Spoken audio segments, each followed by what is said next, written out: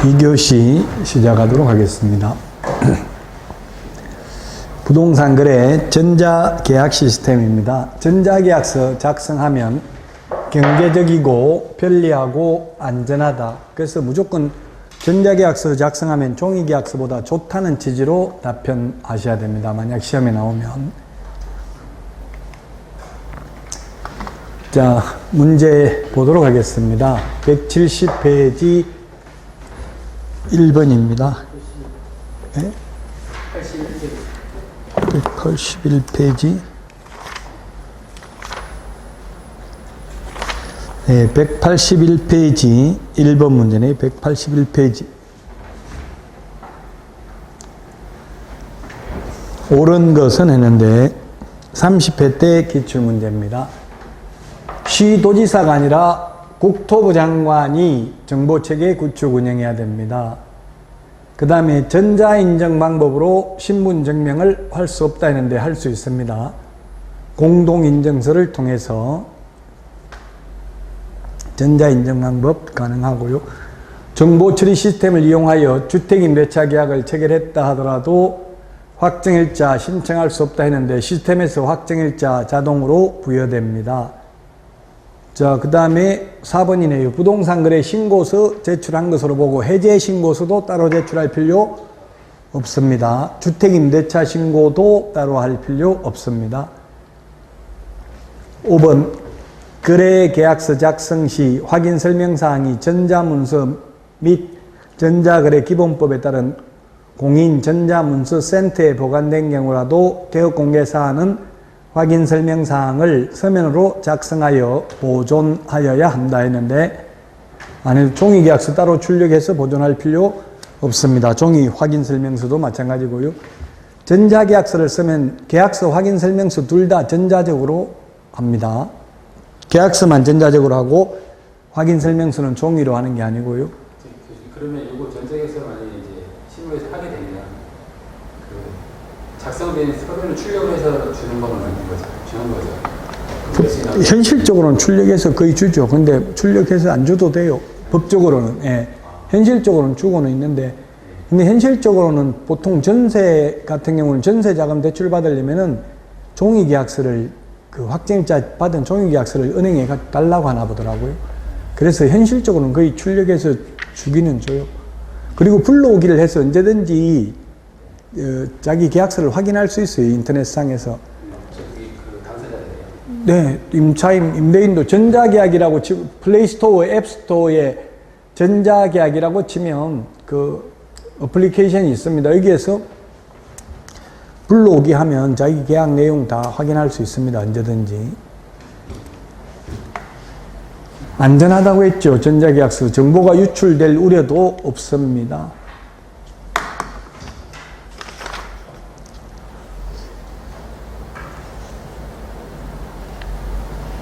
이게 182페이지 3번이네요. 182페이지 3번. 182페이지 3번이네요. 개업공개사 갑이 A와 B가 공유하고 있는 X 토지에 대해서 A 지분을 매수하려는 의뢰를 받아서 중개하고자 한다. 이에 대한 설명으로 옳은 것은 했는데, 우리는 민법과 같이 위임관계가 없으므로 선관주여물을 부담하지 않는다 했는데 판례는 선관주여물을 부담한다. 개업공개사는 선량한 관리자의 주여무, 보통 사람, 평범한 사람, 평균치 사람이 지켜야 될 의무만 지키면 된다는 이야기죠. 자, 그 다음에 매매계약서에 A와 B의 주소를 적어야 된다 했는데 지금 누구 A 지분만 매수하잖아요. A 지분만. 거래 당사자만 적으면 되니까 B 건은 적을 필요 없습니다. A 지분만 거래하니까요. 그래서 또 A 지분 처분에 대한 B의 동의 여부를 확인할 필요도 없죠. 공유물 전체를 매각하는 게 아니잖아요. 지금 공유 지분만 매각하니까. 매매 대금은 반드시 특정되어 있을 필요는 없습니다. 매매계약 체결 시에. 예, 답은 5번이죠. 갑이 X 토지에 저당권이 설정된 사실을 확인하지 않고 중개하였고 후에 저당권이 실행되어 을이 소유권을 잃게 된다면 어른, 갑에게 손해배상을 청구할 수 있다. 당연하죠. 이거는 권리관계 설명을 잘못했으니까 5번이 정답이 되겠습니다. 자, 요거는 책에는 없는 내용인데요. 옳은 것은 했는데 계약서를 작성한 갑 자신의 이름으로 금인 신청할 수 없다 했는데, 금인 신청은 계약 당사자 중 1인이나 그 위임을 받은 자, 계약서를 작성한 변호사, 법무사, 개업 공인중개사가 신청할 수 있습니다. 저당권은 금인 안 받습니다. 소유권 이전의 경우만 금인 받습니다. 교환계약, 증여계약, 소유권 이전만 받습니다. 저당권 설정은 금인 대상이 아닙니다. 네, 시장 등으로부터 금인의 권한을 위임받을 수 있는 자는 읍면동장이고요. 읍면동장에게 권한을 위임한 때는 지체 없이 관할 등기소장에게 그 뜻을 통지하여야 합니다. 왜냐하면 금인계약서가 소유권 이전 등기할 때는 금인계약서가 있어야 되거든요. 물론 지금은 실거래가격, 매매인 경우는 실거래가격 신고하고 신고 필증을 받으면 금인받은 것으로 보죠. 자, 그래서 4번 틀렸죠. 부동산 거래 신고하고 신고 필증 받으면 금인받은 것으로 보기 때문에 따로 금인 안 받아도 된다.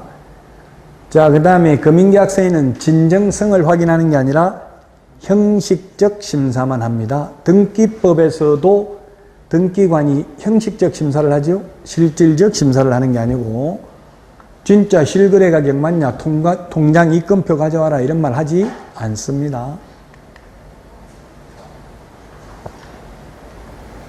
자, 부동산 등기 특별조치법상 소유권 이전 등기 반대급부 이행을 완료한 날로부터 60일 이내에 해야 됩니다. 안 하면 60일 이내에 등기 안 하면 취득세 빼기 2% 곱하기 5배 과태료 부과합니다. 미등기 전매를 하게 되면 탈세 목적이면 3년에 1억 원, 탈세 목적이 아니라도 1년에 3천만 원 이하의 벌금입니다. 계약서 금인제도인데요. 계약을 원인으로 소유권 이전할 때 금인받아야 됩니다. 단 부동산 거래 신고, 매매는 신고하고 신고 필증 받으면 금인받은 것으로 본다 했죠. 매매는 그래서 금인 안 받고요. 토지 거래 허가 받아도 금인 받은 것으로 봅니다. 그래서 금인 안 받아도 되고요. 금인 기관은 부동산 소재지 관할 시구, 읍면, 동장 여러 시군구에 있는 경우 그중 한 개의 시장 등에게 금인 신청할 수 있고요. 금인 신청할 때 제출해야 되는 서류는 원본 한 부와 그 다음에 사본 두 부를 제출하면 됩니다. 한 부는 신청인에게 교부하고 한 부는 시장 등이 보관하고 한 부는 관할 세무서에 송부해서 과세 자료로 활용하도록 합니다.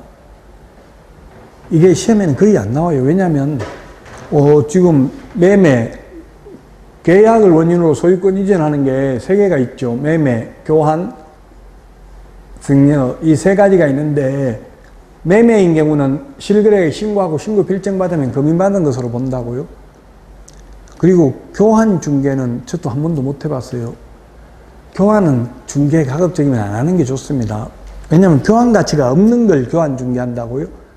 도저히 안 팔리니까 설마 이거보다 더 최악의 부동산을 얻겠지 싶어가지고 이거 주고 예를 들면 모텔 주고 뭐 아파트를 받는다든지 이런 교환 계약인데, 그러면 둘 중에 한 명이 불만이 생겨요. 등가 교환을 하는 게 아니라 보통 한 명이 돈을 더 지급을 하거든요. 그러다 보면 돈 지급한 사람이 불만이 생길 수밖에 없어요. 그러니까 웬만하면 교환 중개는 안 하는 게 좋습니다. 그러면 실제로 금인받는 거는 중개와 관련해서는 교환 중개밖에 없어요. 증여는 중개가 개입될 여지가 없죠. 이거는 저도 얼마 전에 이제 그 아파트 분양받아가지고 지분, 와이프한테 2분의 1 지분을 증여하니까 금인계약서 가지고 오라더라고. 그게 등기되고 나서 명의를 넘겨주려고 하면 또 취득세, 증여에 의한 취득세를 또 내야 되죠. 근데 등기하기 전에 분양권 상태에서 주니까 세금은 따로 내지는 않더라고요. 그러니까 주려면 미리 주는 게 좋아요. 그래서 금인계약서 가지고 오라고 하던데, 그냥 구청에 가니까 뭐 금인계약서가 법정서식이 있는 거는 아닙니다. 법정서식 없는데, 근데 구청에서 거의 만들어 놨더라고. 법에 정해진 서식은 아닌데. 거기다가 그냥 주어가지고 도장만 받아서 제출하면 됩니다. 자, 금융계약서 필요적 기재사항, 암기 프린터 10번에 있죠. 땅 모가지 개대가리 중위 조한다. 당사자, 목적 부동산, 계약년월일, 대금 지급관계, 개업공개사, 조건 기한이 있을 경우 조건 기한입니다.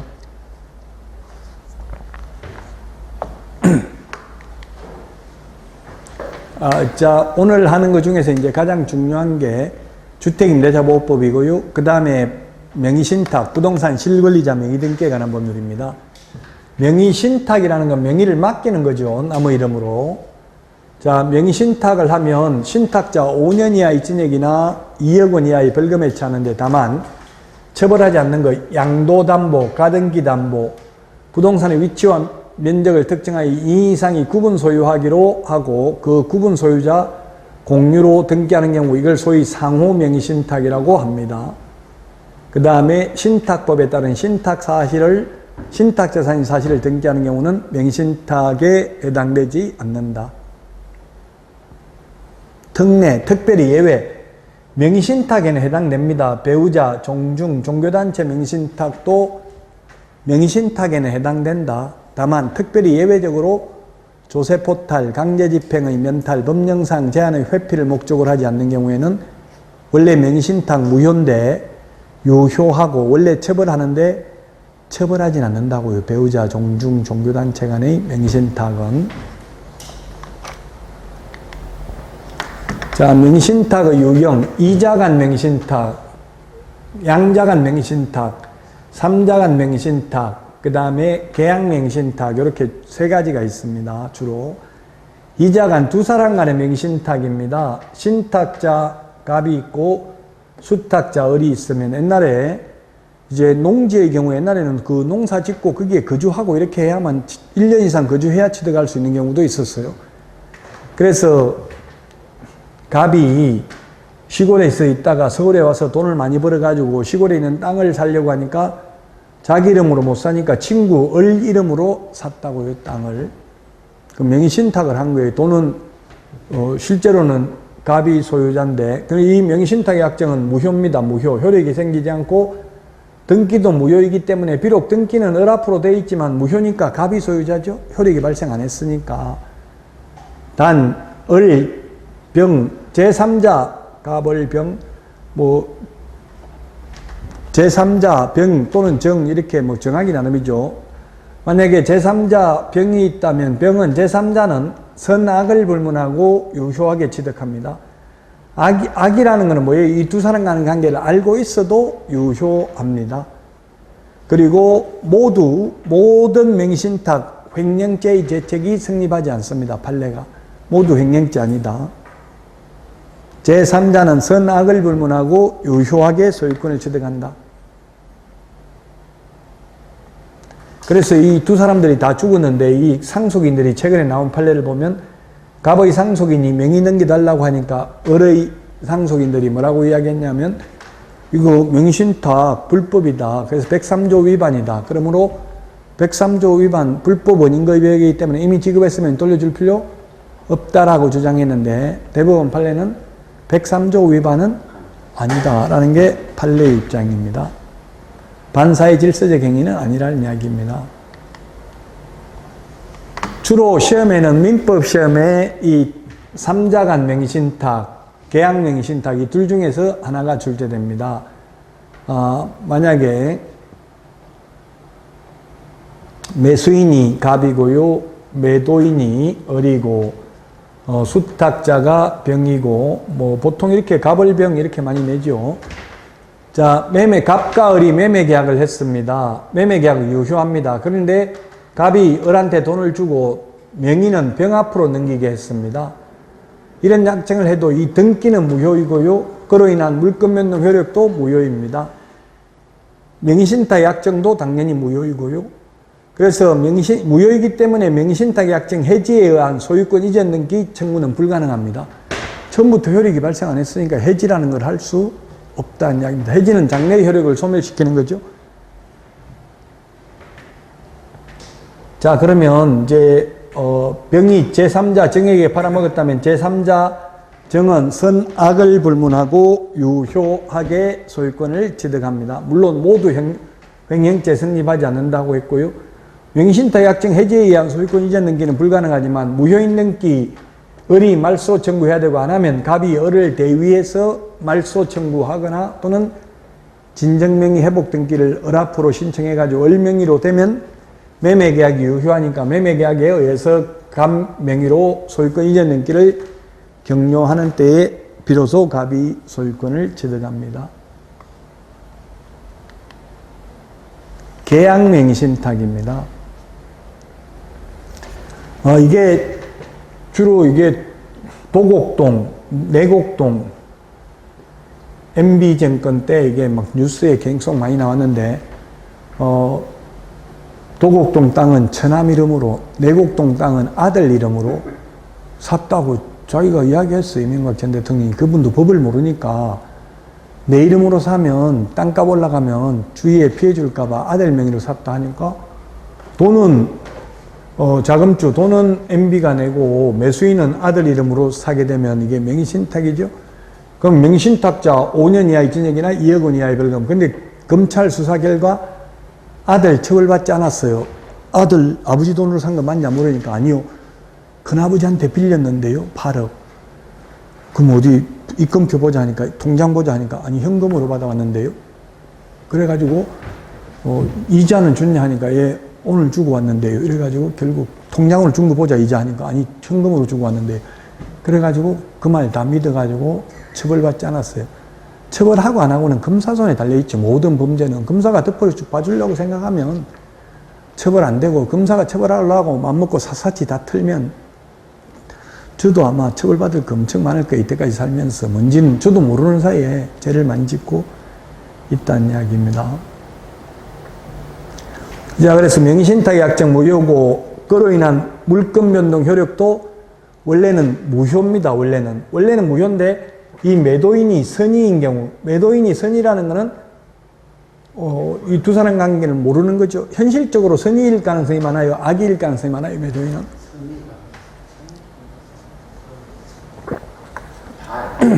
네? 대부분은 몰라요. 뭐 MB 이런 건 알 가능성이 많죠. 정치적인 영향력이 큰 사람이니까. 근데 보통은 잘 모르죠.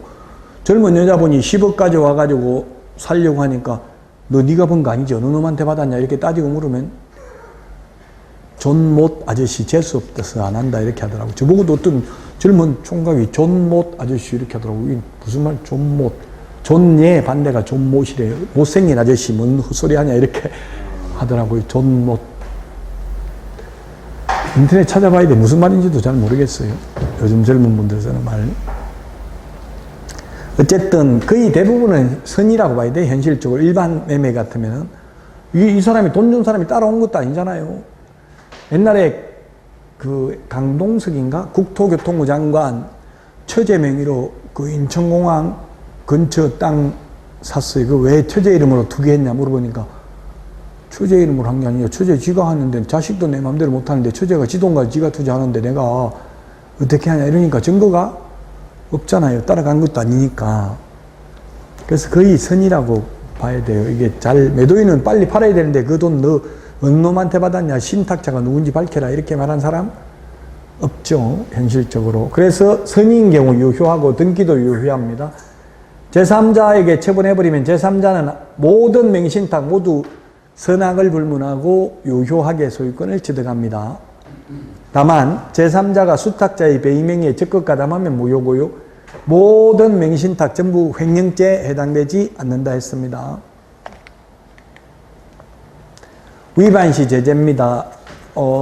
명의신탁을 위반한 신탁자, 허위담보 목록을 제출한 자, 3년 초과 장기 미등기자 5년 이하의 징역이나 2억 원 이하의 벌금, 명의수탁자 3년 이하의 징역이나 1억 원 이하의 벌금, 이 5년 이하의 징역이나 2억 원 이하의 벌금에 해당하는 자는 30% 범위 내에서 30% 범위 내에서 과징금을 부과합니다. 과징금 부과일로부터 1년이 경과하도록 실명 넘게 안 하면 10%, 다시 1년 경과하면 20%의 이행강제금을 부과합니다. 이행강제금 여기 나오고요. 그 다음에 농지법, 건축법, 부동산 거래 신고 등에 관한 법률, 장사 등에 관한 법률도 있기는 한데 장사 등에 관한 법률은 아직 시험에 나오지 않았습니다. 그래서 말 안 하고 넘어왔습니다. 이건 딱 2번만 부과하고 끝입니다. 이 행간제금은.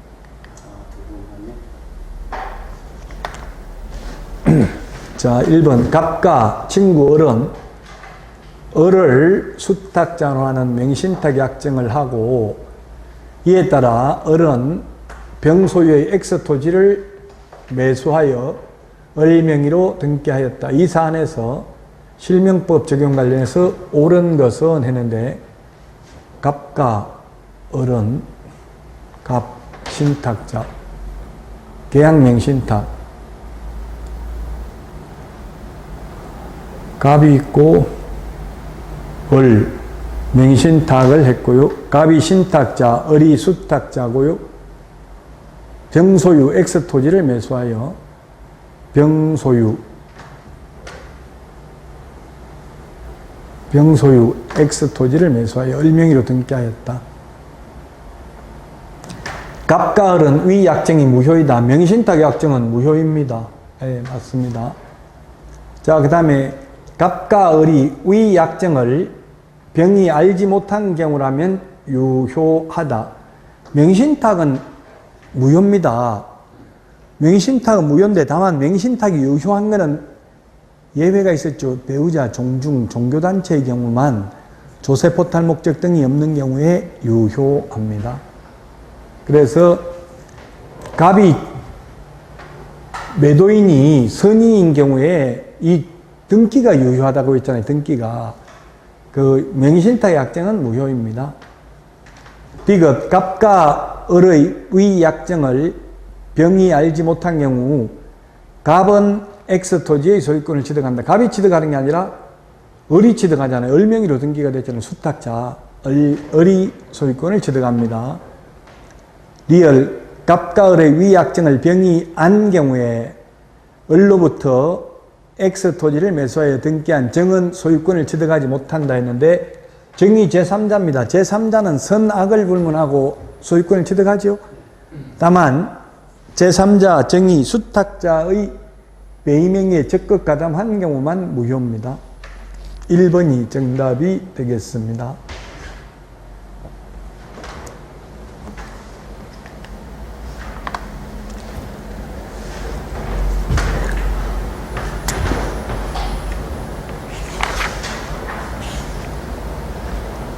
2번 184페이지 맞죠? 이거 184페이지 2번 갑은 을과 을 소유의 갑과 을은 을 소유의 X부동산 매매계약을 체결하고 친구 병과 명신탁 약정에 따라 을로부터 바로 병 명의로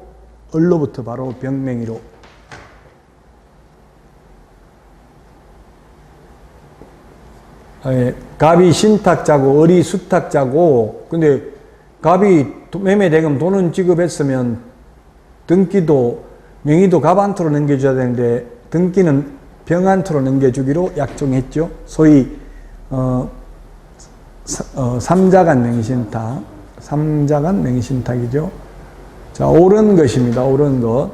갑과 병 간의 약정이 조세포탈 유효하다 했는데 갑하고 병이 누구라고 했어요? 지금 여기 갑하고 병하고 사이가 무슨 사이예요?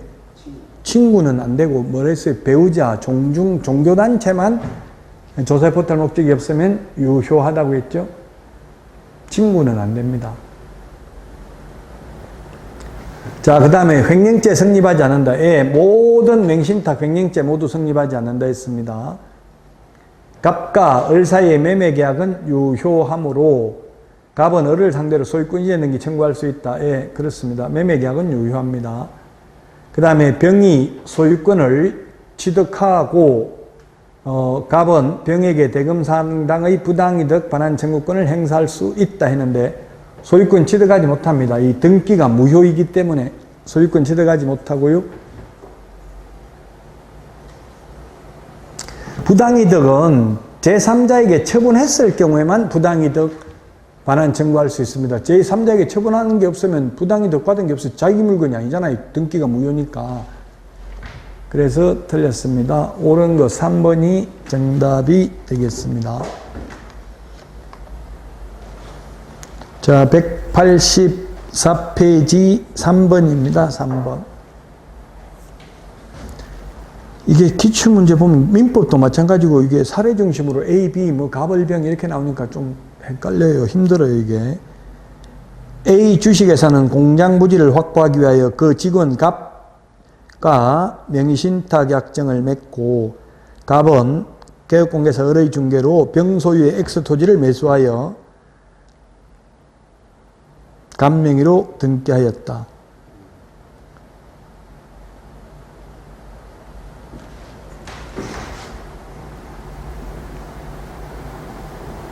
회사가 A인가요? 예, 여기 실제로 이렇게 하더라고요. 보니까 제가 옛날에 미아리에 미아리 그 롯데백화점 짓기 전에 거기에 제가 학원 강의를 한 15년 전인가 학원 강의를 했는데 그 미아 상거리 비슷하게 거기에 뭐 현대백화점, 롯데백화점, 백화점이 많아요. 그 백화점 사는데 보니 백화점을 다 그 기존에 가게 같은 거 있는 곳을 그 사가지고 만든 거거든요. 백화점을 여러 필지를 사야 될 거 아니에요. 그럼 롯데에서 여기 백화점만 지으려고 그러는데 팔아라 이러면 사람들이 팔아요, 안 팔아요? 가격 계속 올리려고 하겠죠. 그러니까 그 토지 매수하는데 한 3년 계획을 잡더라고요. 그래서 롯데 직원 명의로 한 필지 한 필지 사 모으는 거예요, 다. 그 다 사고 나면 이제 소문날 가능성이 많죠. 마지막에 판 사람은 비싸게 팔 가능성이 많죠. 그러니까 이제 다 사고 나면 한 3년에 걸쳐서 전부 다시 이제 롯데로 명의를 넘겨가지고 건물을 짓나 보더라고요. 지금 회사가 A고 직원이 누구예요? 직원이? A가 그럼 여기 갑한테 돈을 줬네요. 갑한테 돈 줘가지고 병걸 샀죠? 예, 그러면 자, 틀린 것입니다. 틀린 것. A와 갑 사이의 명의신탁 약정은 병의 선의하기를 묻지 않고 무효다. 예, 그렇습니다. 무효입니다. 무효입니다. 단 배우자, 종중, 종교단체는 예외적으로 유효할 수 있습니다. 2번 병이 갑에게 소유권 이전 등기를 할 때 비로소 A와 갑 사이의 명의신탁 약정 사실을 알게 된 경우 X 토지의 소유자는 병이다 했는데 병이 아니고 갑이죠. 갑. 계약 체결 당시 선악을 판단하는 것은 계약 체결 당시입니다. 계약 체결 당시는 몰랐기 때문에 선이잖아요. 소유권 이전 등기는 계약하고 나서 좀 한 달 정도 있다 하잖아요, 보통. 그래서 갑이 수탁자, 갑이 소유자입니다.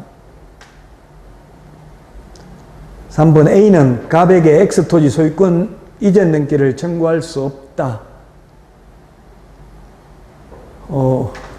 네, A 회사는 갑에게 X토지 소유권 이전 등기를 청구할 수 없다. 유효하게 소유권을 취득했기 때문에.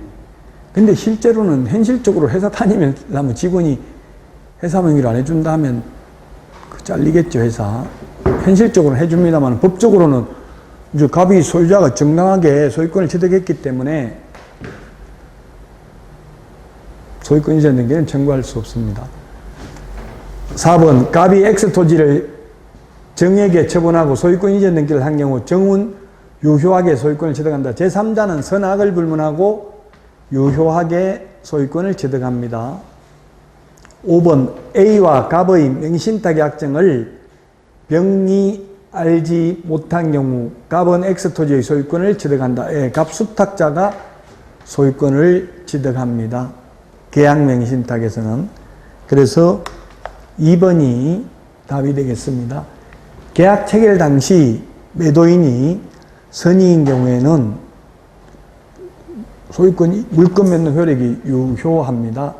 매매 계약도 유효하고 등기 이전할 때 비로소 알게 되었다 하더라도 수탁자가 소유권을 취득합니다. 계약 명의신탁에서는. 자, 여기까지 하고 주택 임대차 보호법부터는 쉬었다가 하도록 하겠습니다. 오늘 내드린 문제 미리 풀어보시기 바랍니다.